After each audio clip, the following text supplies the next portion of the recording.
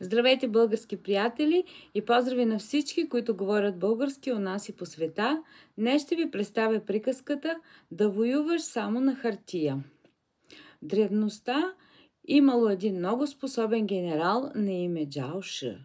Неговият син Джао Куо от малък също обичал да чете военни книги и да изучава военната тактика. Понякога баща му задавал въпроси относно военната тактика и Джао Куо успявал да отговори на всички. Когато обсъждали военни теми, Джао Куо можел да изложи една цяла теория. Когато Джао Куо пораснал, царят го назначил за генерал. Изненадващо, в първата си битка този генерал претърпял пълен разгром. Цялата му армия била унищожена. Царят разочарован казал: "Този Джао Куо знае само да воюва на хартия."